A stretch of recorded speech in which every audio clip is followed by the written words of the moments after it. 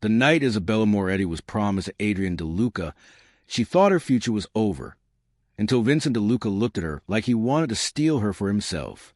For most of her life, Isabella Moretti believed bad things happened slowly. First came the unpaid bills, then the broken heater during winter, then the collection letters shoved beneath the apartment door, then the nights when her father stopped pretending everything was fine.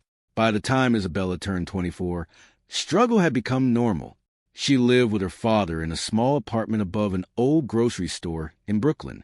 The wallpaper peeled near the windows. The pipes rattled every morning. Some nights, she could hear neighbors screaming through the walls. But no matter how difficult life became, Isabella always believed one thing. As long as she stayed strong enough, nobody could own her. That belief started breaking apart the night 3 black cars stopped outside her apartment building. Isabella was standing in the kitchen, washing dishes, when she saw them through the window. Long black SUVs, dark windows, men in expensive suits stepping out onto the sidewalk. Her father saw them too. Anthony Moretti had been drinking for most of the afternoon, but the moment he saw those cars, all the color disappeared from his face. For a second, he looked like a man seeing death walk toward him. "Stay inside," he said quickly, but it was already too late. A loud knock echoed through the apartment. Then another. Then the front door opened before anyone could answer it. 3 men stepped inside. The first 2 looked like bodyguards. Tall, broad shoulders, cold expressions. The third man looked older than the others, maybe in his late 50s, with silver hair, sharp eyes, and a dark gray suit that probably cost more than everything inside the apartment combined. Isabella recognized him immediately. Salvatore DeLuca, head of the DeLuca family, one of the most feared men in New York. People whispered his name in restaurants, bars, and church parking lots. The DeLucas owned half the city. Nightclubs, casinos, construction companies, restaurants, and beneath all of it sat something darker. Power, real power, the kind that made judges change their minds and made enemies disappear. Anthony Moretti stood up too quickly from the kitchen table. His hands were shaking. "Mr. DeLuca," he said nervously. Salvatore looked around the apartment slowly. His face revealed nothing. "You owe me money." The room became silent. Isabella looked toward her father, because suddenly all the missing pieces started fitting together. The late-night phone calls, the bruises on her father's face, the strange men waiting outside the grocery store some mornings. Anthony swallowed hard. "I just need more time." Salvatore looked at him for a moment. Then he smiled slightly. That smile frightened Isabella more than shouting would have. "You've had time," Salvatore said calmly. "Years of it." Anthony lowered his eyes. "How much?" Isabella asked suddenly. Everyone looked at her. Salvatore's eyes settled on her for the first time. He studied her carefully. Dark hair, sharp green eyes, beautiful face, proud posture. Even in an old sweater and faded jeans, she stood out. $300,000, Salvatore said. Isabella felt her stomach drop. They did not have $300. Forget $300,000. Her father looked sick. "I can pay some of it," Anthony said quickly. "I just need—" "You have nothing left to sell," Salvatore interrupted. Anthony went silent. Then Salvatore looked at Isabella again. "There's another option." The room suddenly felt smaller, colder. Isabella crossed her arms. "What kind of option?" Salvatore stepped closer. "My younger son needs a wife." For a second, Isabella thought she heard him wrong. Then she looked at her father. Anthony looked away. That was when she understood. He already knew. "You knew about this?" she whispered. Anthony could not meet her eyes. "Bella, no." Her voice cracked instantly. "No." Salvatore looked completely calm. "Marry Adrian DeLuca," he said, "and your father's debt disappears." Isabella stared at him like he had lost his mind. "You think I'm for sale?" "No," Salvatore said. "I think you're practical." The insult burned through her instantly. She looked toward her father again. He still could not look at her. That hurt worse than anything, because if he had fought harder, maybe she could have forgiven him. But he looked weak, defeated, like he had already accepted this. "You can't do this," Isabella whispered. Salvatore's expression stayed cold. I already did. The room fell silent, because everyone knew the truth. When men like Salvatore DeLuca made decisions, they stayed made. 2 nights later, Isabella stood inside the DeLuca estate for the first time. The mansion sat on a massive piece of land outside the city. Tall gates, stone walls, private guards, black cars parked across the driveway. The place looked less like a home and more like a fortress. Everything about it screamed power. Isabella hated it instantly.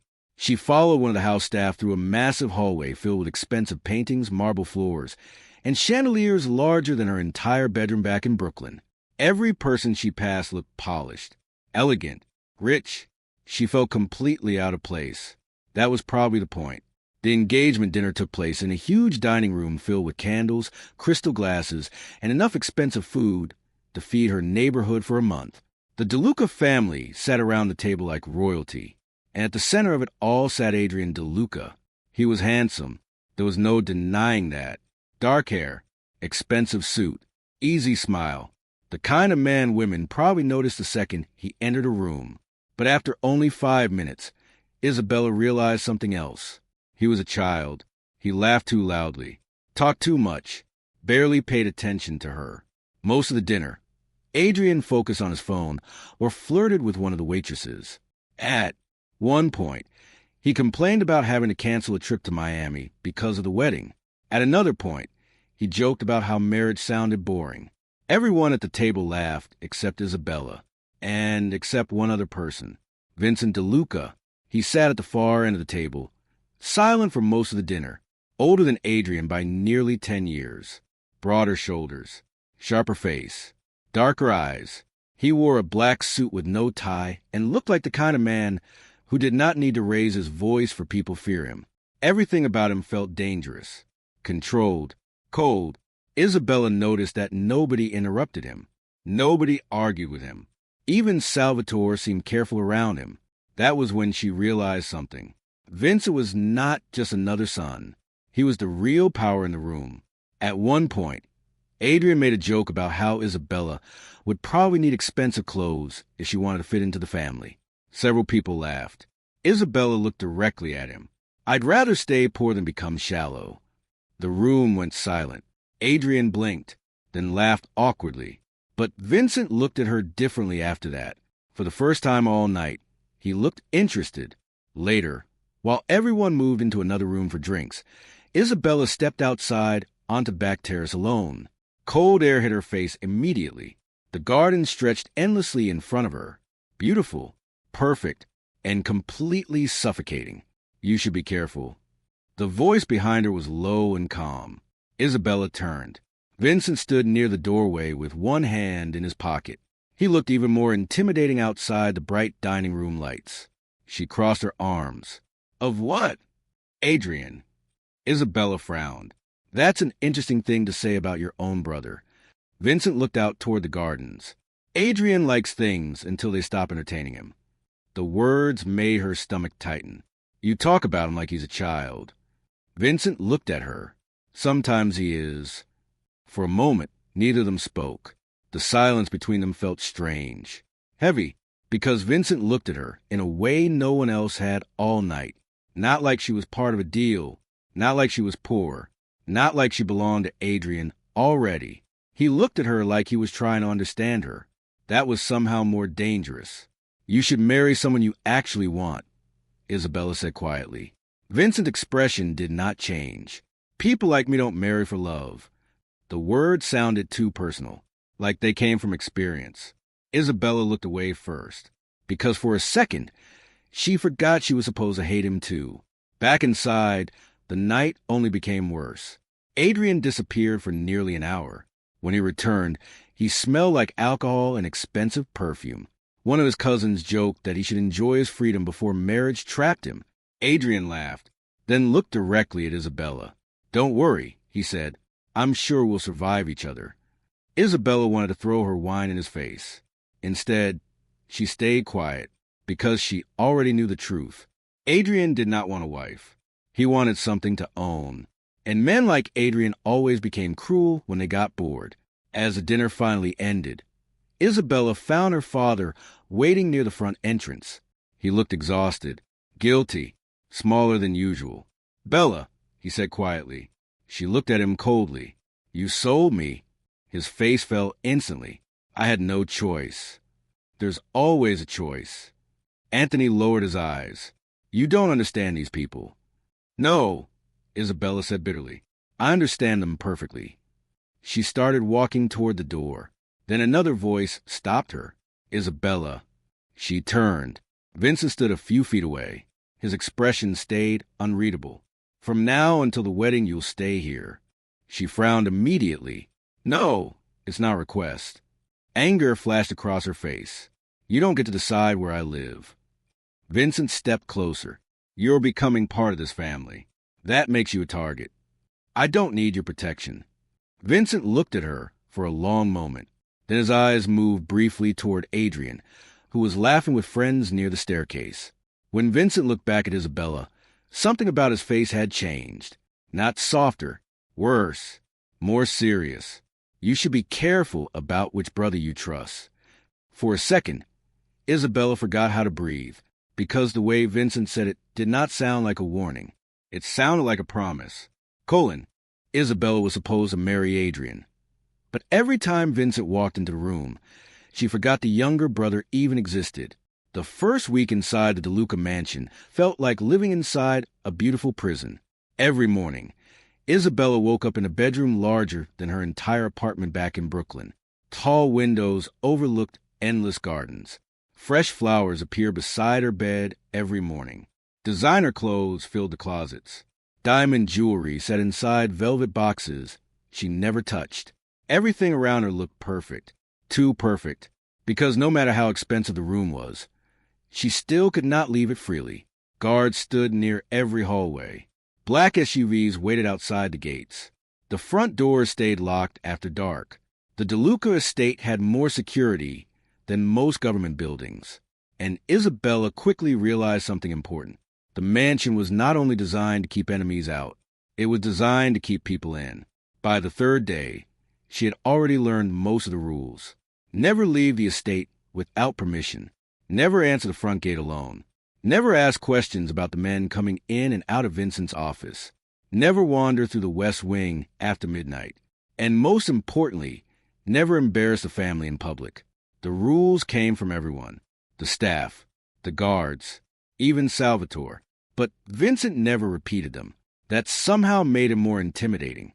Because Vincent looked like the kind of man who expected obedience without asking for it. Adrian, on the other hand, barely noticed Isabella existed. At first, she thought that would make things easier. It did not, because Adrian ignored her in the worst possible ways. He left her alone during family dinners. He disappeared for entire days without explanation. Some nights, Isabella heard loud music coming from the pool house behind the mansion. Women laughed. Cars arrived after midnight. The parties lasted until sunrise. Everyone pretended not to notice. One afternoon, Isabella walked past the outdoor patio and saw Adrian sitting beside the pool with two women in expensive bikinis. One of them sat on his lap while he drank from a glass of whiskey. The moment Adrian saw Isabella, he smiled like nothing was wrong. "There you are," he said casually. Isabella looked at him coldly. "You forgot your fiancé existed?" Adrian laughed. "You're too serious." The woman sitting beside him looked Isabella up and down with open disrespect. "She's prettier when she's quiet," she said. Adrian smirked. For 1 second, Isabella thought about slapping both of them. Instead, she turned and walked away. That was when she saw Vincent standing near the back entrance of the mansion. He had clearly heard everything. His face stayed cold as he looked toward the women beside Adrian. "You should leave," Vincent said. The women immediately stood. One grabbed her purse. The other avoided eye contact completely. Within seconds, they were gone. Adrian looked annoyed. "You're ruining my afternoon." Vincent did not even look at him. "You're embarrassing yourself." Adrian rolled his eyes. "Relax." But Isabella noticed something. Adrian might joke with everyone else. He might ignore rules. He might flirt, drink, and act reckless. But around Vincent, he always looked smaller, less confident. Like part of him was still a little boy desperate for approval he would never get. That night, Isabella sat alone in the library near the back of the mansion. The room became her favorite place inside the estate. It was quiet, private, filled with old books, dark with shelves, and soft lamps near the windows. For the first time in days, she almost felt calm. Then Vincent walked in. He wore a black dress shirt with the sleeves rolled to his elbows. No tie, no jacket. He looked tired, the kind of tired that came from carrying too much for too long.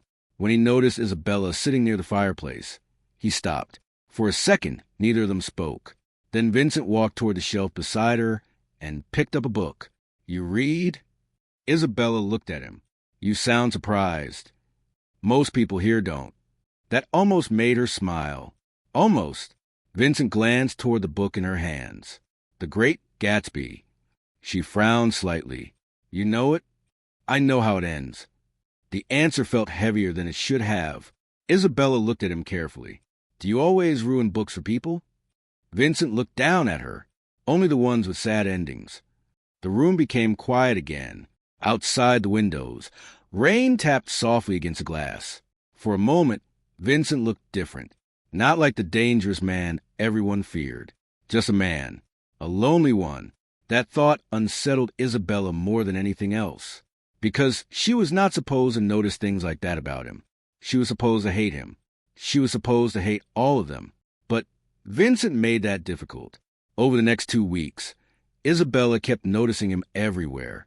At breakfast meetings with businessmen, walking through the gardens while talking on the phone, standing near the balcony during family dinners. Always calm, always in control, always carrying the kind of power that made every room shift when he entered it. She also noticed the scars. One near his wrist, another near his neck, a small white line above his eyebrow. They made him look harder, more dangerous, but they also made her curious. Because scars always meant stories. And Vincent looked like a man carrying too many of them. One evening, Isabella overheard 2 older women whispering during dinner. Vincent's aunt and one of Salvatore's cousins. He was different before Elena died. One of them said quietly. The other nodded. He hasn't been the same since. Isabella looked down at her plate. Elena. She had never heard that name before. Later that night, she found herself thinking about it. The next afternoon, she saw Vincent standing alone near the stables behind the mansion. The sky looked gray. Cold wind moved through the trees. Isabella walked toward him before she could stop herself. Who was Elena? Vincent looked at her sharply. For the first time since she met him, something in his face cracked. Only for a second, then it disappeared again. "Someone I used to know." The answer frustrated her immediately. "She mattered to you." Vincent looked away toward the horses. "She died." The words came out flat. Too flat, like he had repeated them too many times. Isabella stayed quiet, because for the first time, she realized Vincent's coldness was not natural. It was built, like armor, like something he created after losing too much. "You loved her," Isabella said softly. Vincent's jaw tightened. Then he looked at her. "You asked dangerous questions." The word should have scared her. Instead, they made her want to know more. That was the problem. Every time Isabella learned something about Vincent, she became more curious, more interested, and more dangerous to herself. Because none of this was supposed to happen. She was engaged to Adrian, even if she hated it, even if Adrian barely looked at her, even if every room Vincent entered felt impossible to ignore. One weekend, the DeLucas hosted a party at the mansion.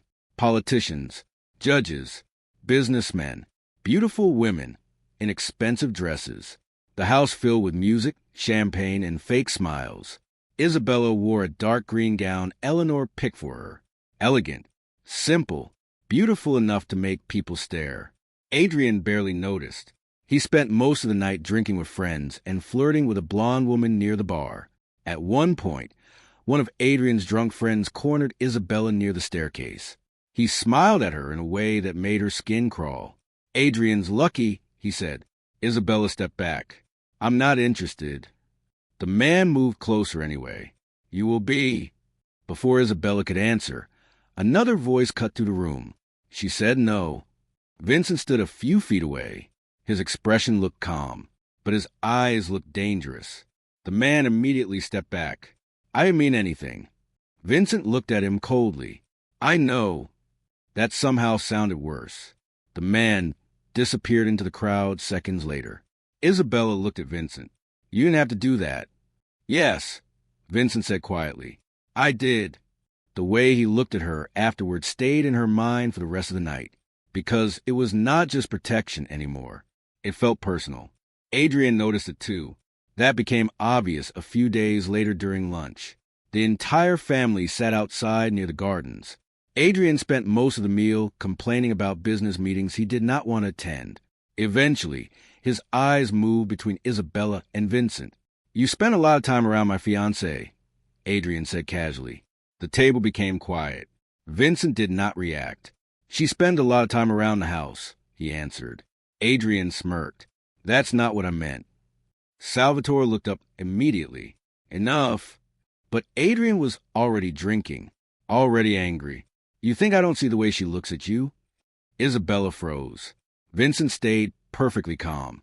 You're imagining things. Adrian laughed bitterly. No, he said. I think she likes the wrong brother. The silence afterward felt brutal. Isabella looked down at her plate, because the worst part was that Adrian was not completely wrong. That night, she could not sleep. Rain hit the windows outside her room. The mansion felt too quiet, too heavy. Eventually, she left her bedroom and wandered downstairs. The hallways stayed dark, except for a few lamps along the walls. Most of the house staff had gone to bed. As Isabella passed near Vincent's office, she noticed a light beneath the door. For a second, she almost kept walking. Then she heard something crash inside. Her heart tightened immediately. She moved toward the office and pushed the door open. Vincent stood near his desk. His white dress shirt was stained with blood. There was blood on his hands, too. A broken glass lay across the floor near his feet.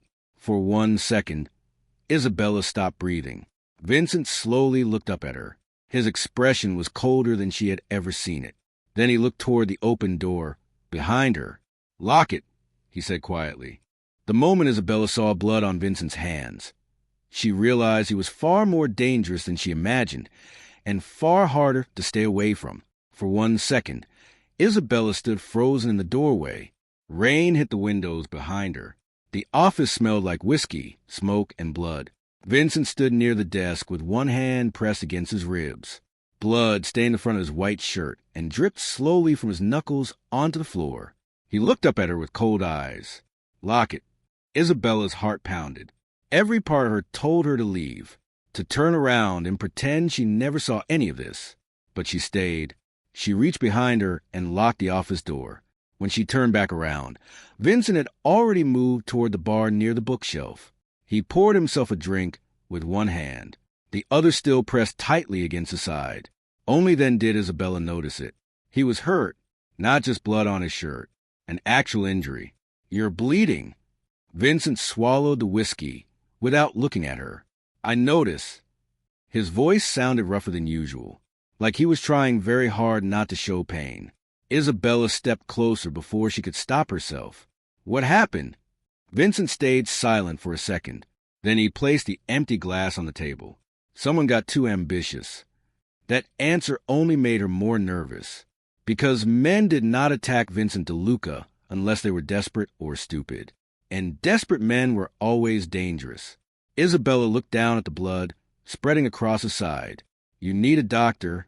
No, you could die. Vincent looked at her. Not tonight. The answer should have sounded arrogant. Instead, it sounded tired, like dying would almost be easier. That thought unsettled her. Without asking permission, Isabella walked toward the cabinet near the wall where she had once seen first aid supplies. Vincent watched her, but did not stop her. That surprised her more than anything. She placed the supplies on the desk and looked at him. Sit down. For a moment, Vincent looked like he might refuse. Then slowly, he sat in the chair near the fireplace. Isabella moved closer. Her hand shook slightly as she unbuttoned the top part of his shirt. Vincent stayed perfectly still. Underneath the blood, She saw the cut. A knife wound near his ribs. Not deep enough to kill him, but deep enough to hurt. There were other scars across his chest, too. Old ones. Thin white lines crossing his skin. Each one looked like a story nobody wanted to tell. You have a lot of scars, Isabella said quietly. Vincent looked down at the wound. So do you? The answer made her pause. Because he was right. Her scars just did not show on the outside. She cleaned the blood carefully. Vincent barely reacted. Only once did his jaw tighten, when she pressed too hard near the wound. Who did this? She asked softly. Vincent looked toward the rain outside. A man who won't do it again. Something cold moved through her chest at the answer, because she suddenly understood that Vincent did not live in a world where people went to court. People disappeared. People got buried. People paid in blood. That should have terrified her. Part of it did. But another part of her kept noticing smaller things. The way Vincent trusted her enough to let her stay. The way he never once complained. The way his eyes looked softer when he forgot to hide behind the cold version of himself. You shouldn't be here, Vincent said quietly. Isabella tied the bandage around his ribs. Probably not. I'm serious. So am I? For a moment, neither of them moved. They were standing too close now. Close enough for Isabella to smell the whiskey on his breath. Close enough to notice the small scar near his jaw. Close enough to realize she wanted to touch him for reasons that had nothing to do with the bandage. That thought scared her, because this was Vincent, the wrong brother, the dangerous brother, the one she should stay far away from. But every time she got near him, leaving became harder. Vincent looked down at her.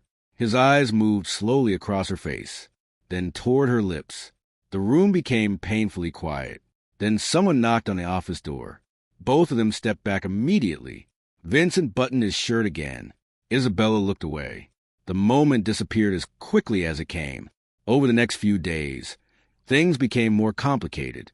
Isabella could not stop thinking about Vincent, about the wound, about the way he looked at her, about how close they came to crossing a line neither of them could come back from. Vincent noticed it too. That was the problem. After that night, he started avoiding her. He skipped family dinners. He stayed inside his office longer. He stopped joining breakfast in the mornings. Whenever Isabella entered a room, Vincent found an excuse to leave it. At first, she told herself that was a good thing. It was safer, smarter. But instead of making her feel better, it only made her angry because she missed him, and she hated herself for it. Adrian noticed a change immediately. He became worse after that. More reckless, more jealous. He started drinking earlier in the day. He picked fights with staff members. One night, Isabella heard him screaming at someone near the garage. Another night, he threw a glass across the dining room because Vincent canceled one of his parties. It was obvious Adrian felt something slipping away, and he was too immature to understand how to stop it. One afternoon, Isabella walked into the library and found Adrian sitting alone with a bottle of whiskey.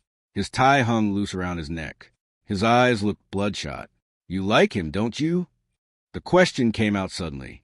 Isabella froze. Adrian laughed bitterly. Don't bother lying. She looked at him carefully. You're drunk. I'm observant. Adrian stood slowly. For my whole life, Vincent always got everything first, he said. The business, the respect, the power. His voice darkened. And now he wants you too. Isabella crossed her arms. I'm not something either of you owns. Adrian smiled coldly. That's where you're wrong. The answer left something ugly inside her chest. Because for the first time, Adrian did not look spoiled. He looked dangerous. That same evening, Isabella accidentally overheard Vincent arguing with Salvatore in his office. She had been walking past when she heard Adrian's name. She stopped outside the door, without meaning to. He's making mistakes, Vincent said coldly. He's your brother, Salvatore answered. He's weak. The room went quiet for a second. Then Vincent spoke again. He's gambling again. He's meeting people he shouldn't be meeting. Isabella frowned, because suddenly she realized Vincent was not only protecting the family from enemies, he was protecting the family from Adrian too. Later that night, she found Vincent alone outside near the back gardens. The The moonlight covered the stone paths and fountains. He stood near the edge of the property with one hand in his coat pocket. For a moment, Isabella just watched him. He looked lonely again, like a man carrying the weight of everyone else's mistakes. Eventually, she walked toward him. "You're investigating Adrian." Vincent looked at her, but did not seem surprised. "He's my responsibility." "You don't trust him." Vincent looked out toward the dark trees. "He's careless," he said, "and careless men get people killed."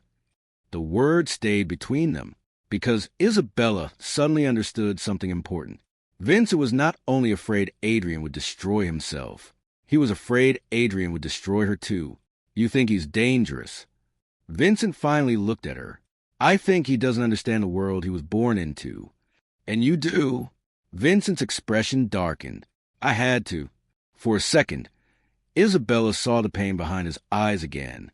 The loneliness, the guilt, the exhaustion. Before she could stop herself, she stepped closer. "You don't have to carry everything alone." Vincent looked at her like she had just said something impossible, because nobody spoke to him like that. Nobody looked at him like he was something other than feared. His hand moved slightly toward her face, then stopped, because footsteps suddenly echoed behind them. Both turned immediately. Adrian stood a few feet away near the garden steps. His face looked pale with anger. His eyes moved between them, then toward the space between their bodies. Too close, far too close. For a long second, nobody spoke. Then Adrian smiled, but it was not a real smile. It looked sharp, dangerous. "You know," Adrian said quietly, "I always thought you were the brother who could never lose." Vincent stayed calm. "Adrian." But Adrian kept looking at Isabella, then back at Vincent. "If I lose her," he said softly, "you lose everything too." Isabella thought Adrian was only selfish, until she discovered he was secretly planning to destroy his own family. After the argument in the garden, the mansion changed. Everything felt heavier. Adrian stopped pretending to be charming. The fake smiles disappeared. The careless jokes disappeared. Even the way he looked at Vincent changed. Now there was something darker in his eyes, something colder. At family dinners, Adrian barely spoke. He drank more. He stared at Isabella too long. And every time Vincent walked into the room, Adrian looked at him like he was already imagining his funeral. Vincent noticed it too. That became obvious a few days later when Isabella found him in his office late at night. He stood near the window overlooking the estate. One hand held a glass of whiskey. The other rested inside his pocket. The room was dark except for the desk lamp beside him. "You should stay away from Adrian," Vincent said without looking at her. Isabella frowned. "You think I don't know that already?" Vincent turned slowly. "This is different." His expression looked colder than usual, more distant. "He's angry," Vincent said, "and angry men do stupid things." Isabella crossed her arms. "You're talking about him like he's an enemy." Vincent stayed silent for a moment. Then he looked away. "Maybe he is." The answer made something twist inside her chest, because no matter how angry Adrian became, he was still Vincent's brother. And somehow, that made everything worse. Over the next week, strange things started happening around the DeLuca family. One of Vincent's nightclubs was raided by police. 2 trucks carrying weapons disappeared before reaching one of the warehouses. A judge who normally protected the family suddenly refused to take Vincent's calls. Someone was leaking information, important information, inside information. The entire mansion became tense. More guards appeared around the property. Meetings lasted longer. Vincent barely slept. One afternoon, Isabella overheard Salvatore yelling inside his office. "He's making us weak," Salvatore shouted. Vincent's voice stayed calm. "No," he said quietly. "Someone is feeding our enemies information." The room went silent. Then Salvatore spoke again. "You think it's Adrian?" Vincent did not answer. That silence told Isabella everything. Later that evening, she found Adrian sitting alone near the indoor bar. He looked terrible. His eyes were tired. His tie hung loose around his neck. An expensive watch rested on the counter, beside a nearly empty bottle of whiskey. For the first time in weeks, he did not look angry. He looked desperate. You hate me now, Adrian said without looking at her. Isabella stayed standing near the doorway. You make it very easy. Adrian laughed bitterly. Vincent does too, he said. He's just better at hiding it. She frowned. What does that mean? Adrian finally looked at her. You think Vincent protects people because he cares about them? He asked. No, he protects what belongs to him. The words felt familiar, because once Isabella believed the same thing. But now she was not sure anymore. Adrian stood slowly. For my entire life, Vincent decided everything, he said. Who I could trust, what I could do, what I could become. His face darkened. He took over the family business. He took my father's respect. And now he's taking you. I was never yours, Isabella said quietly. That answer hit him harder than she expected, because for a second, Adrian looked hurt, really hurt. Then the anger returned. You'll regret choosing him.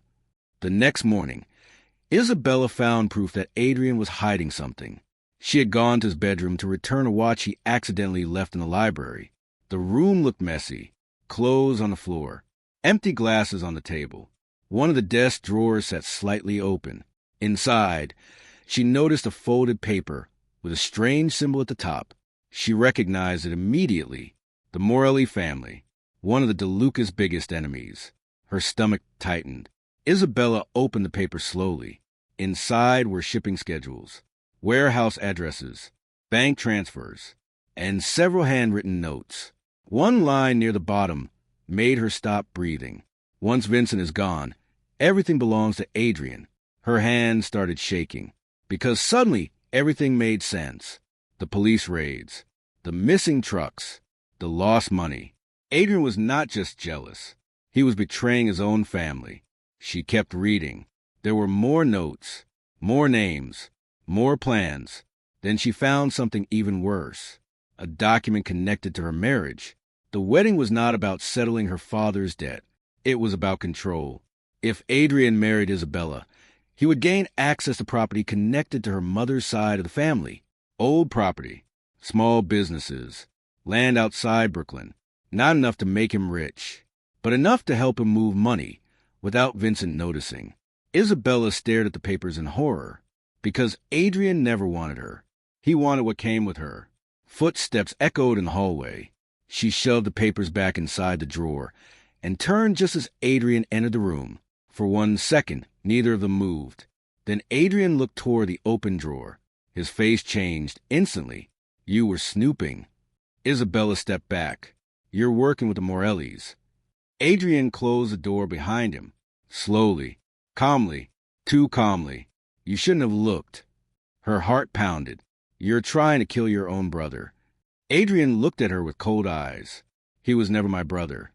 The answer shocked her, because he meant it. Every word, every ounce of hatred. Adrian walked closer.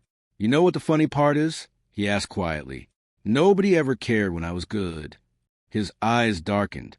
But now everyone notices me. Isabella moved toward the door.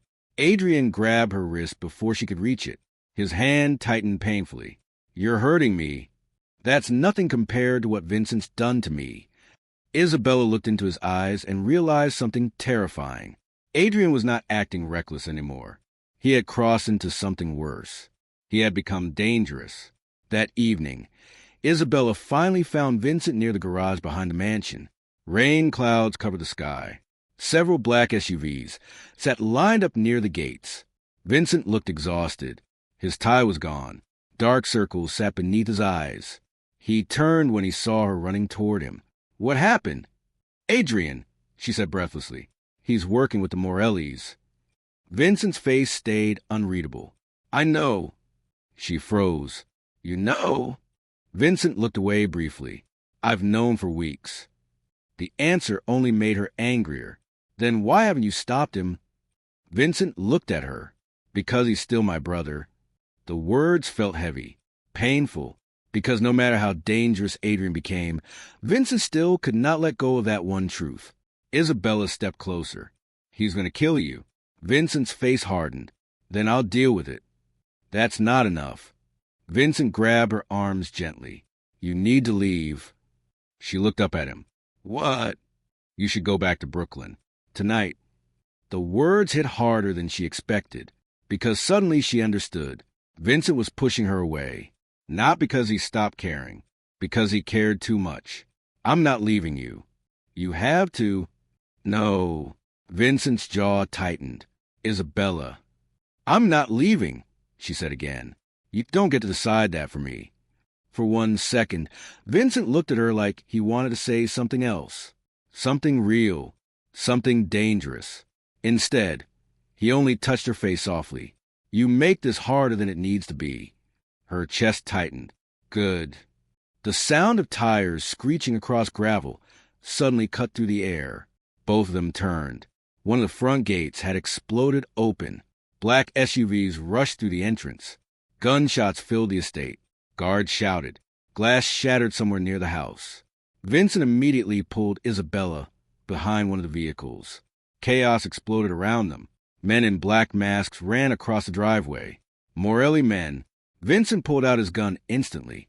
Stay down. Bullets hit the walls near them. One of the guards fell near the front steps. Another screamed near the fountain. Vincent fired twice. One of the masked men dropped immediately. Everything happened too fast. Too loud. Too violent.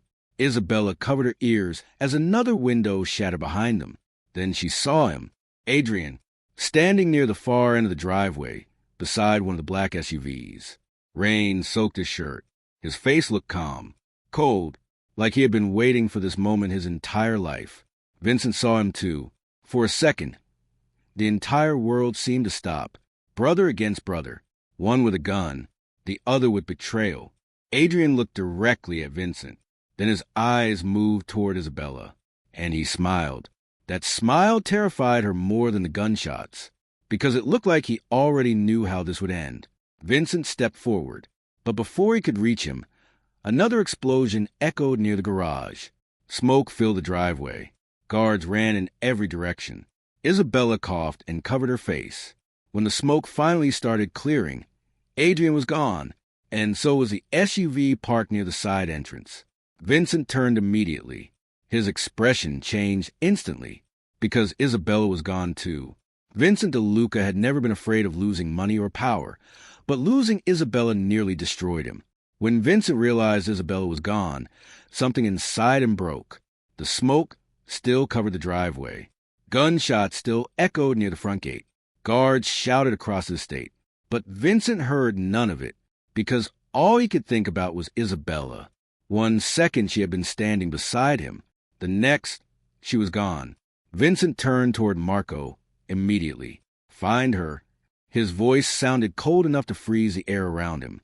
Marco nodded once and disappeared toward the security room. Vincent looked across the ruined driveway. Blood covered the stone near the fountain. Broken glass covered the steps. One of the guards sat against the wall, holding his shoulder. Another man lay dead near the gate. But Vincent barely noticed, because for the first time in years, fear was stronger than anger. Back inside the mansion, the entire family looked shaken. Salvatore barked orders into 2 different phones. The staff cried quietly near the kitchen. Adrian's name spread through the house like poison. No one could believe what he had done. Not completely, because betrayal from enemies was normal. Betrayal from blood felt worse. Vincent stood inside his office with both hands pressed against the desk. Maps, files, and phones covered every surface. Marco entered a few minutes later.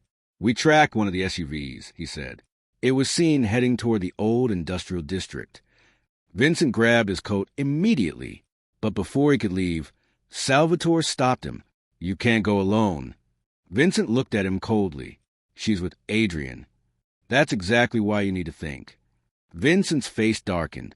She is the only thing I'm thinking about. The answer silenced the room, because everyone there finally understood the truth. Vincent was no longer trying to save Isabella because she mattered to the family. He was trying to save her because she mattered to him more than anything else. Meanwhile, Isabella sat tied to a chair inside an old warehouse near the river. The room smelled like oil, rust, and smoke. Rain hit the metal roof overhead. Her wrists hurt. Her mouth tasted like blood where one of Adrian's men hit her earlier. Across the room, Adrian stood near a broken window with a glass of whiskey in his hand. He looked strangely calm, almost happy. That frightened Isabella more than his anger ever did, because his version of Adrian no longer looked reckless. He looked focused. "You should have stayed out of it," Adrian said quietly. Isabella looked at him with disgust. "You betrayed your whole family." Adrian laughed bitterly. "My family betrayed me first." The room went silent. Adrian walked toward her slowly. "For years, Vincent acted like he was better than everyone else," he said. "Stronger, smarter, more important." His face darkened.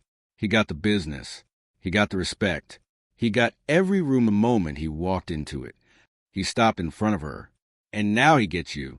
Isabella stared at him. "You never loved me." Adrian smiled coldly. "No," he admitted, "but Vincent did." Those words hit harder than she expected, because hearing them out loud made them real. Adrian noticed a look on her face immediately. "That's why I took you," he said softly, "because I knew losing you would hurt him more than a bullet." For the first time, Isabella saw the full truth. Adrian did not want power because he cared about the empire.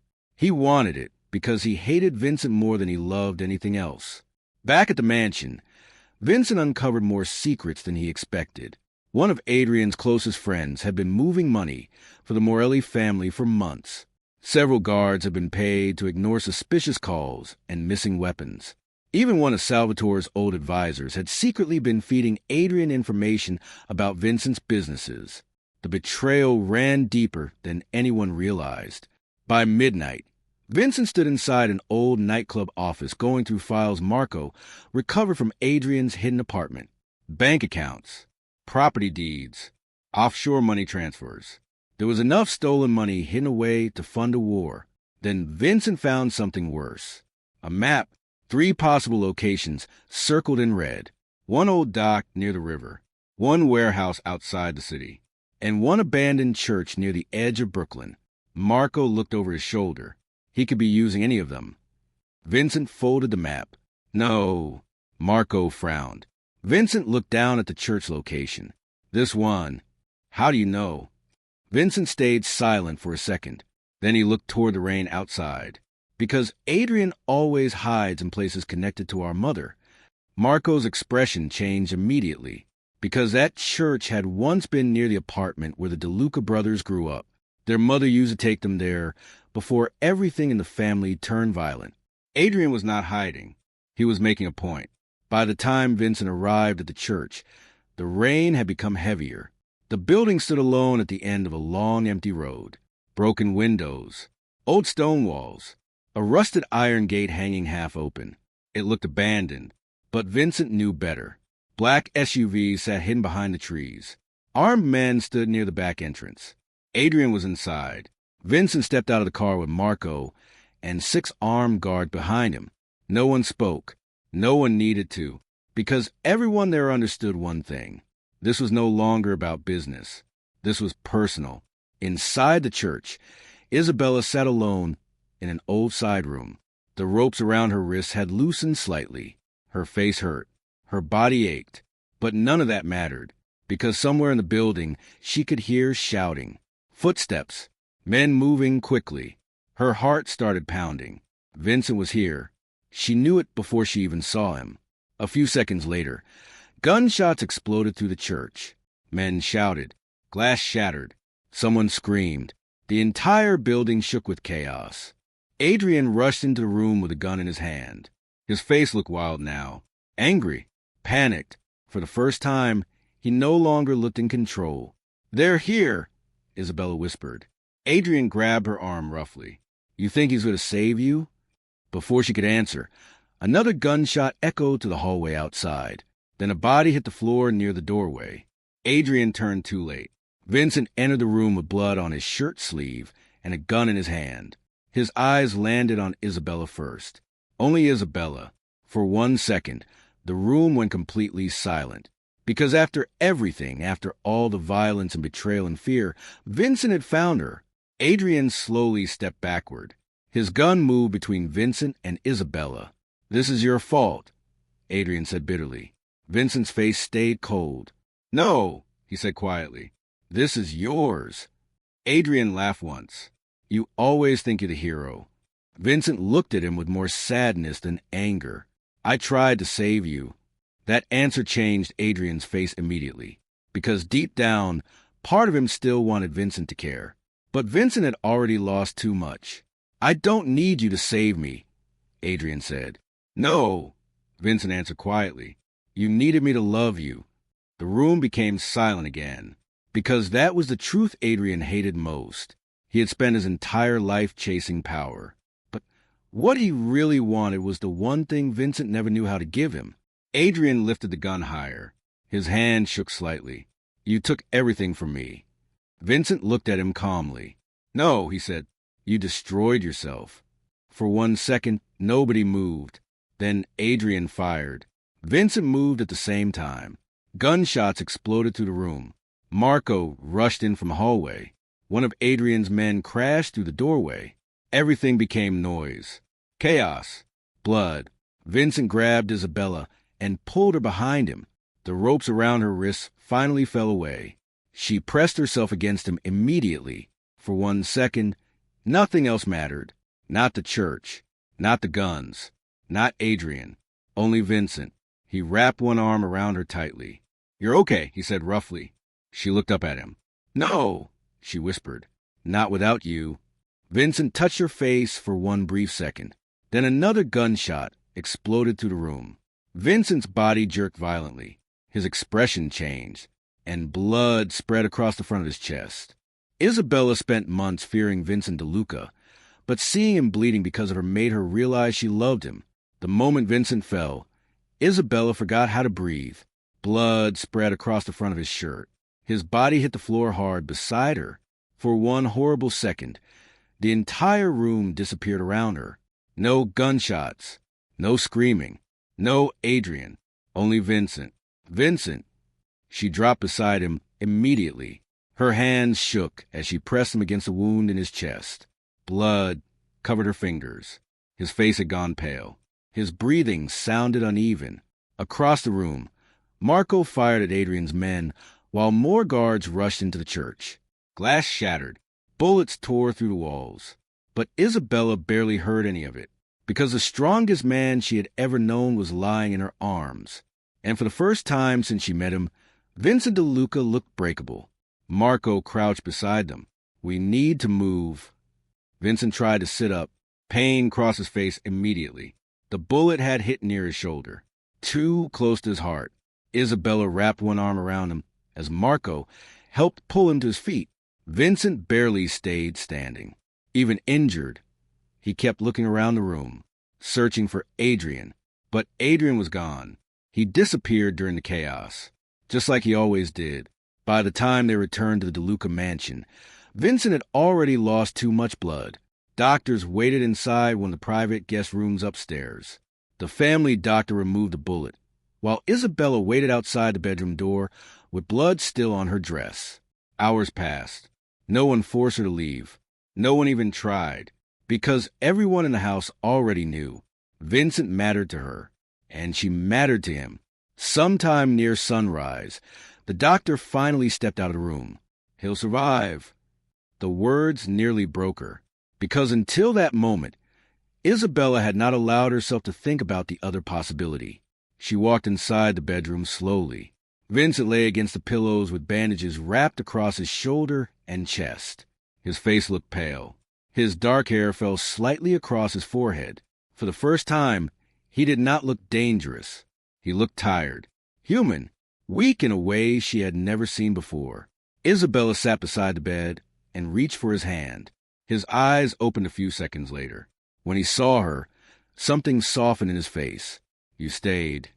His voice sounded rough. Isabella looked down at him. You took a bullet for me. Vincent's mouth moved slightly, almost a smile. You looked worth it. The tears came before she could stop them, because even injured, he still found ways to hide behind humor. She squeezed his hand tighter.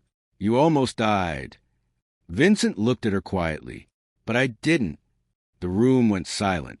Then Isabella leaned forward and kissed him, slowly, carefully, not because she felt guilty, because she loved him. The truth had been there for weeks, hidden between arguments, between stolen looks, between every moment she tried to stay away from him and failed. But now there was no point pretending anymore. Vincent looked at her afterward like he had forgotten how to breathe. His hand moved slowly against her face. "You shouldn't do that." "Why?" "Because I'm not a good man." Isabella looked at him. "Maybe not," she said softly, "but you're my man." For 1 second, Vincent closed his eyes, like those words hurt him, or healed him. Maybe both. The days after the shooting felt strange. The mansion became quieter, safer, but also more tense, because Adrian was still out there, and everyone knew he would come back. Vincent stayed upstairs most of the time while his shoulder healed. He hated it. He hated needing help.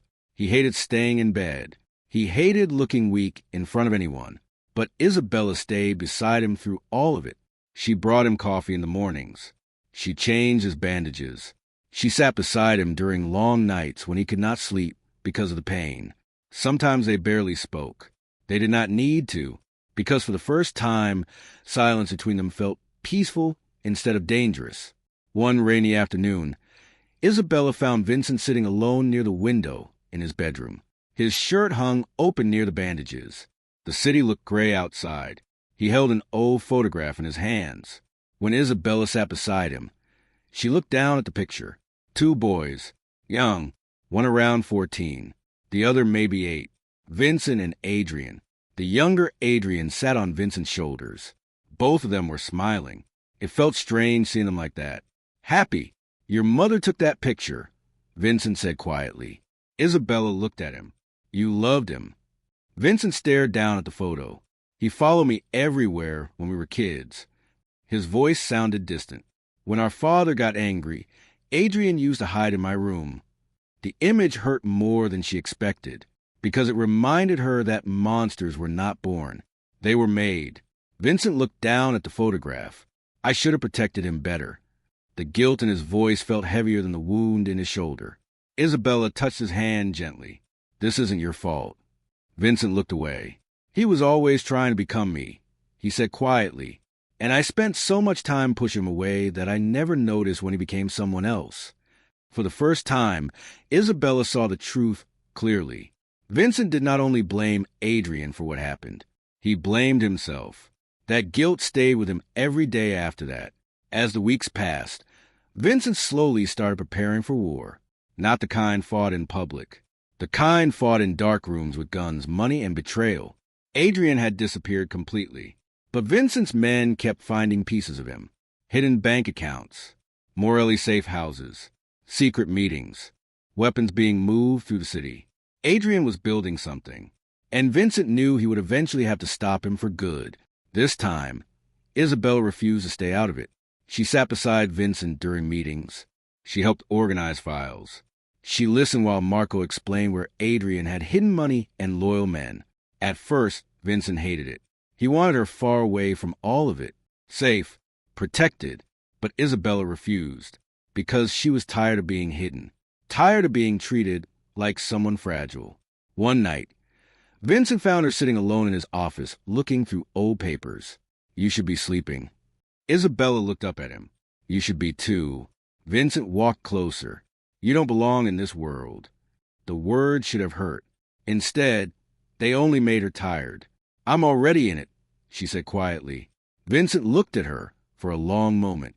Then he sat beside her. For once, he looked completely honest. "No," he said softly.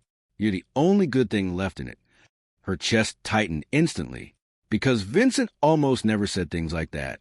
He loved through actions, protection, sacrifice, silence. But now he looked at her like he was finally too tired to hide. "I spent my whole life trying not to feel things," he said quietly. Isabella stayed silent, because every time I loved something, I lost it. The room became painfully quiet. Then Vincent looked at her. "But I love you anyway." The word stayed between them, heavy, real. For a second, Isabella forgot how to breathe, because she had waited so long to hear them. And somehow, hearing them hurt just as much as it healed. She touched his face gently. "I love you too." Vincent closed his eyes briefly. Then he kissed her. Slow, deep, like a man who had spent too long fighting something he could not escape. That night changed everything. The walls between them disappeared. The distance disappeared. For the first time since she entered the DeLuca mansion, Isabella no longer felt trapped. She felt chosen. But peace never lasted long around men like Vincent DeLuca. 3 nights later, Marco finally found Adrian's location, an old casino near the docks. One last meeting, one last shipment, one last chance to end everything. Vincent stood inside his bedroom before sunrise, buttoning his black shirt with one hand while the other still rested carefully near the healing wound. He looked stronger now, harder, more like himself again. But Isabella still saw the weakness hiding beneath it, the fear, not of dying, of leaving her behind. "You don't have to do this today," she said quietly. Vincent looked at her. "Yes," he said, "I do." He stepped closer and touched her face. "If I let him live, he'll keep coming back." She hated that he was right. Vincent kissed her forehead softly. Then he turned toward the door. But before he could leave, Isabella suddenly felt dizzy. The room spun for a second. She grabbed the edge of the table beside her. Vincent turned immediately. "What's wrong?" Isabella looked down at herself, then toward the calendar, sitting on the dresser. Her heart stopped, because suddenly she realized something. She was late, very late. Vincent could survive bullets and betrayal, but the thought of losing Isabella and their baby terrified him more than death. The moment Isabella realized she was pregnant, the room no longer felt the same. Vincent still stood near the door. The morning light still filled the bedroom. The city still looked cold and gray outside the windows. But suddenly, everything had changed. Isabella looked down at the calendar again, then slowly placed one hand against her stomach. Vincent stepped closer immediately. "What is it?" For a second, she could not speak. Because after everything they survived, after all the blood, betrayal, and fear, there was now something else. Something soft, something fragile, something that belonged to both of them. She looked up at Vincent. "I think I'm pregnant." The words hit him harder than any bullet ever could. For 1 second, Vincent did not move. His face stayed completely still. But Isabella saw in his eyes shock, fear, hope, the kind of emotion Vincent almost never showed. "You're sure?" She shook her head slowly. "Not yet." Vincent looked down at her hand resting against her stomach, then back at her. And for the first time since she met him, Vincent DeLuca looked terrified. Not of Adrian, not of war, not of death, of losing them. Later that afternoon, the doctor confirmed it. Isabella was pregnant. The moment the doctor left the room, Vincent stood near the window in complete silence. One hand rested against his mouth. The other stayed inside his pocket. He looked overwhelmed, like he had no idea what to do with something this important. Isabella watched him carefully. "You can say something." Vincent turned slowly toward her. Then he crossed the room. He knelt in front of her chair and placed both hands carefully against her stomach. The movement felt so soft that it nearly broke her. "You're carrying my child." His voice sounded rough, almost disbelieving. Isabella nodded once. Vincent lowered his head for a second. When he looked back up, his eyes looked darker than usual, not with anger, with emotion. "I don't deserve this," he said quietly. The words hurt her instantly. She touched his face. "You deserve better than you think." For the next few days, Vincent became even more protective than before. More guards surrounded the mansion. More cameras were installed around the gates. He stopped letting Isabella leave the estate alone. At first, she tried to fight him about it. But now she understood something. Vincent was not trying to control her. He was afraid, because for the first time in his life, he had something he could not survive losing. One evening, Isabella walked into the nursery near the east wing and found Vincent standing alone inside. The room had been empty for years. Now boxes filled the floor, small furniture, paint samples, baby blankets. Vincent held a tiny white sweater in one hand. He looked almost embarrassed when he noticed her. "I didn't know what size babies wear." That answer made her smile for the first time in days. She walked toward him slowly. "You're really doing this?" Vincent looked down at the sweater. You and the baby are the only things that matter now. The honesty in his voice made her chest ache, because this was the same man everyone feared, the same man who ran half the city. Now he stood in an empty nursery, holding a baby's sweater, like it was the most important thing in the world. But peace never lasted. 3 nights later, Marco arrived at the mansion with blood on his shirt and panic on his face. He moved. Vincent stood immediately. Who? Adrian. The room became silent. Marco threw several photographs across the desk. Burned warehouses, dead guards, destroyed trucks. One of Vincent's casinos had exploded less than an hour earlier. 2 men were dead. Several more were missing. Adrian had finally started the war.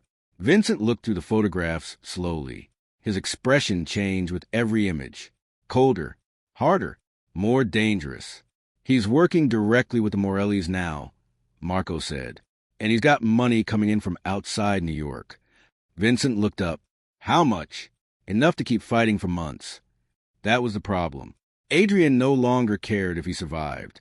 He only cared if Vincent suffered first. The next week became chaos. The DeLuca family lost 3 businesses. 2 judges switched sides. 1 trusted captain disappeared completely. Morelli men attacked warehouses, casinos, and safe houses across the city. The newspapers called it organized crime violence. But Vincent knew the truth. This was family violence. The worst kind. One night, Isabella overheard Marco speaking to Vincent in the office. He's using your mother's old accounts, Marco said quietly. Vincent's face darkened instantly, because those accounts had been hidden for years. Money their mother secretly kept away from Salvatore. Money she planned to use if she ever escaped the family. Adrian had found it. That meant one thing. Someone close to Vincent had betrayed him again. Later that night, Vincent sat alone near the fireplace with an old photograph in his hands. His mother, Adrian, himself, a family that no longer existed. Isabella sat beside him quietly. He hates you because he thinks you ruined his life, she said softly. Vincent looked down at the photo. No, he answered. He hates me because I became everything he wanted to be. The sadness in his voice felt heavier than anger, because beneath all the violence, Vincent still remembered the little boy Adrian used to be, and part of him still wished he could save him. But some people could not be saved. A few days later, Isabella discovered something important. She had been looking through old files in Salvatore's office when she found documents connected to the Morelli family. One name appeared again and again. Carlo Morelli, the man running the rival family. But next to his name was something shocking. Private tuition payments, medical records, hidden bank transfers, all under Adrian's name. Isabella stared at the papers in disbelief, because Adrian had not only been working with the Morellis, he had been connected to them for years. Later that night, she showed Vincent everything. He read through the papers slowly. Then his face went completely still. He knew, Vincent said quietly. Who? Our father. The room stayed silent. Vincent looked down at the files again. Carlo Morelli helped pay for Adrian's schools when he was younger, he said. He was always around after our mother died. The truth hit both of them at the same time. Adrian had not only betrayed the family, part of him had never truly belonged to it. That was why he hated Vincent so much, because he spent his whole life feeling like an outsider. The final confrontation came 2 nights later. Marco finally tracked Adrian to an old shipping yard near the river, the same place where Vincent's father once moved weapons years earlier. It felt fitting, like everything had come back to where it started. Vincent stood near the front gate of the estate, wearing a black coat and gloves. Rain covered the driveway. Guards waited near the SUVs. Marco loaded weapons into the back. Isabella walked toward Vincent before he could leave. You're coming back. Vincent looked at her. I have to. She touched his face gently. No, she whispered. You have to survive. For a second, Vincent said nothing. Then he leaned down and kissed her forehead. If anything happens to me. She stopped him immediately. Don't. Vincent looked at her for a long moment. Then he placed one hand against her stomach. The movement felt soft, protective, like he was memorizing them both. I love you, he said quietly. Then he left. The shipping yard looked abandoned when Vincent arrived. Old metal containers, broken lights, rust covering the fences, rain falling hard enough to blur the city skyline in the distance. Adrian stood near the far end of the yard beside a black SUV. Several Morelli men surrounded him, but Adrian barely looked at them. His eyes stayed on Vincent. You finally came. Vincent stepped forward slowly. You made sure I would. For a second, neither of them moved. Then Adrian laughed bitterly. You know what the worst part is? He asked. I never even hated you when we were kids. Vincent stayed silent. I wanted to be you, Adrian said. And every time I failed, you looked at me like I was weak. Vincent's face darkened. You were never weak. Adrian smiled coldly. No, he said, just unwanted. Those words hit harder than the rain. Because deep down, Vincent knew Adrian believed every single one of them. Adrian lifted his gun slowly. You ruined my life. Vincent looked at him. No, he said quietly. I just refuse to let you ruin mine. Gunshots exploded across the yard. Morelli men rushed forward. Vincent's guards fired back immediately. Chaos filled the shipping yard. Metal rang. Glass shattered. Men screamed. Vincent kept moving toward Adrian through all of it, because none of the others mattered anymore. Only him. Only his brother. Adrian fired twice. Vincent dodged behind one of the containers. Then he stepped back out and fired once. Adrian froze. For a second, he looked almost surprised. Then blood spread across the front of his shirt. He stumbled backwards slowly. Vincent reached him just before he hit the ground. Rain covered both of them. Adrian looked up at him weakly. For 1 second, he no longer looked dangerous. He looked young, lost, like the little brother from the old photograph. I just wanted him to choose me, Adrian whispered. Vincent's face tightened.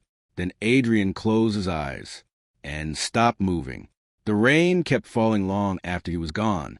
Later that night, Vincent returned to the mansion with blood on his coat and exhaustion in his eyes. The war was over. Adrian was dead. The Morelli family was falling apart. For the first time in months, the house felt quiet again. But as Vincent sat alone in his office near midnight, Marco placed a sealed envelope on the desk in front of him. It was hidden inside your father's safe. Vincent frowned. The envelope had Adrian's name written across the front. He opened it slowly.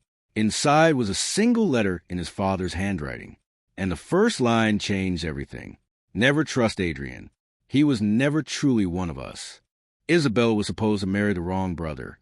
But in the end, she was always meant to belong to Vincent. The letter stayed in Vincent's hands long after midnight.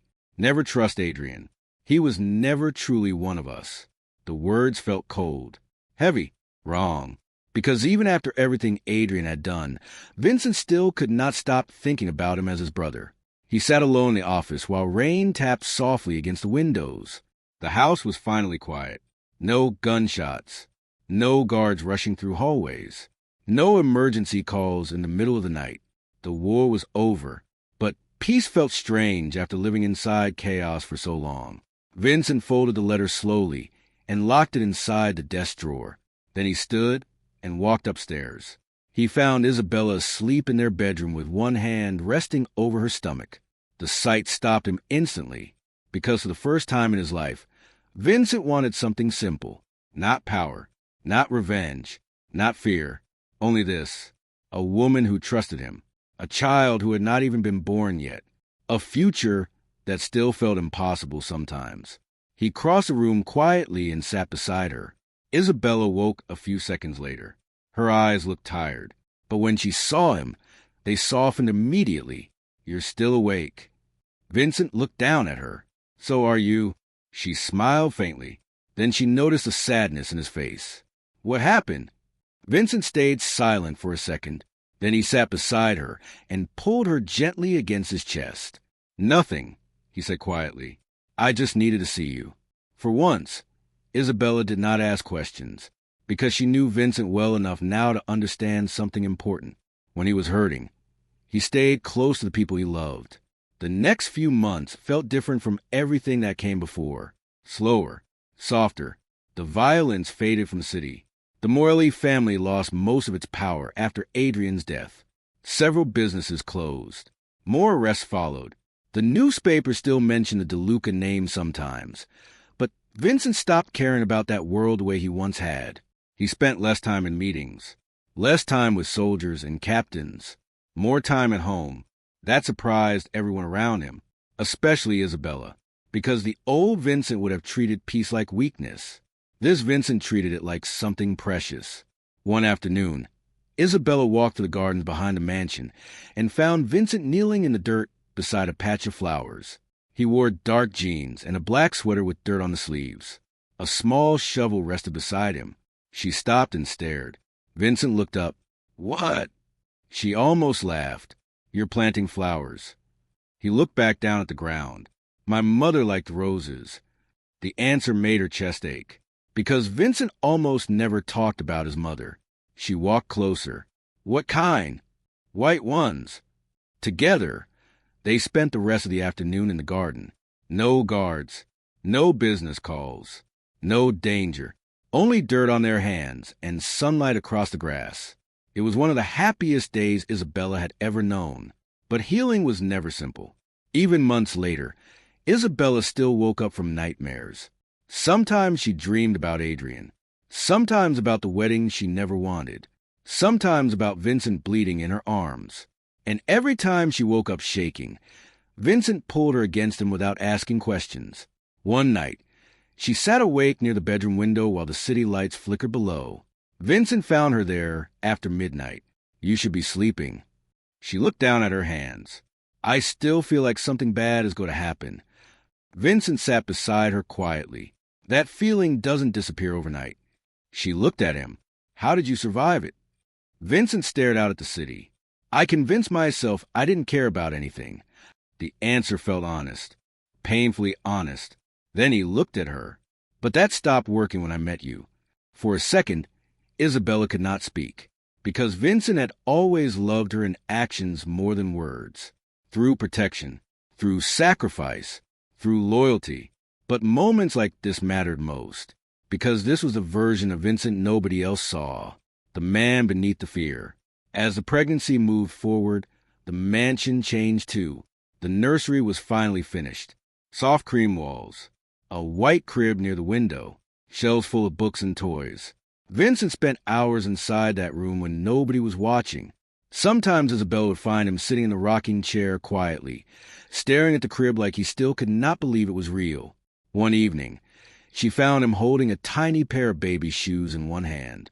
He looked up when she entered. "They're too small." She smiled. "That's the point." Vincent looked back down at the shoes. "She's going to depend on me for everything." The words sounded more afraid than happy. Isabella crossed the room slowly. "She's lucky." Vincent looked at her. "No," he said quietly. "I'm the lucky one." The baby arrived on a cold morning in December. Snow covered the city. The roads outside the hospital looked white and empty. Vincent had spent the entire drive trying to stay calm. But Isabella could see the truth. He looked terrified. Not of blood, not of hospitals, of losing her. The labor lasted almost 11 hours. 11 long, painful hours where Vincent never left her side. He held her hand through every contraction. He stayed beside her when she cried. He brushed her hair back when she felt too weak to speak. And when the doctors finally placed their daughter into Isabella's arms, the entire world seemed to stop. She was tiny, perfect, dark hair, small fingers, a quiet little face wrapped in a white blanket. Vincent stared at the baby for several seconds without moving. Then he looked at Isabella. His eyes looked brighter than she had ever seen them. "She looks like you." His voice almost broke on the words. Isabella smiled weakly. "No," she whispered. "She has your eyes." When Vincent finally held his daughter for the first time, something inside him changed forever. Isabella saw it happen. The hard edges in him softened. The coldness disappeared. For the first time since she met him, Vincent looked completely at peace. They named her Sophia, after Vincent's mother. The first few weeks after Sophia's birth felt soft and quiet. Vincent became obsessed with her immediately. He carried her through the house at night when she cried. He read books about babies even though he pretended not to. He refused to let anyone else hold her for too long. One afternoon, Isabella walked into the nursery and found Vincent asleep in a rocking chair with Sophia sleeping against his chest. The sunlight fell softly across both of them, and for one perfect second, Isabella forgot every bad thing that had ever happened, because this was the life she never thought she would have. A family, love, safety. But the past never disappeared completely. A month after Sophia was born, Marco arrived at the mansion carrying another file from Salvatore's old office. Vincent almost told him to throw it away. He was tired of old secrets, tired of dead men controlling the present. But Marco insisted. There's something inside you need to see. Later that night, Vincent opened a file inside his office. Inside were photographs, bank records, letters. One document stood out immediately, a DNA report. Vincent frowned and picked it up. Then his entire face changed, because according to the report, Adrian was not Salvatore De Luca's son. The room went completely silent. Vincent read the page again. Then again. His mother had an affair years earlier with Carlo Morelli, the same man Adrian later betrayed the family for. Suddenly, everything made sense. Adrian's anger, his jealousy, his connection to the Morellis, his need to destroy Vincent. He spent his whole life feeling like he did not belong because deep down, he knew the truth. Vincent sat down slowly because for the first time, he no longer saw Adrian as a monster. He saw him as a broken man who spent his entire life trapped between two families that never truly wanted him. A few minutes later, Isabella entered the office carrying Sophia in her arms. She stopped when she saw Vincent's face. What happened? Vincent looked up slowly. Then he handed her the report. Isabella read it in silence. Her entire expression changed. Oh my God! Vincent looked down at the papers. All this time, he said quietly, he was fighting a war he didn't even understand. The room stayed silent for a long moment. Then Sophia made a small sound in Isabella's arms. Both of them looked down at her immediately. And suddenly, none of the old pain mattered the same way. Because Adrian was gone. The lies were gone. The war was over. What remained was this: a child, a family, a second chance. Vincent stood slowly and walked toward them. Then he placed one hand gently against Sophia's head. She's never going to grow up in that world. Isabella looked at him. You promise? Vincent nodded once. With everything I have. Later that night, Isabella sat alone in the nursery with Sophia sleeping against her chest. The room felt warm, peaceful. The city lights glowed softly outside the window. She looked down at her daughter's face, then toward the old file resting on the chair beside her. For a moment, she thought the secrets were finally over. Then she noticed one last paper hidden beneath the others. A payment receipt. Old, folded, connected to Adrian. But what shocked her most was the second name listed beside his. Marco Romano, Vincent's most trusted man.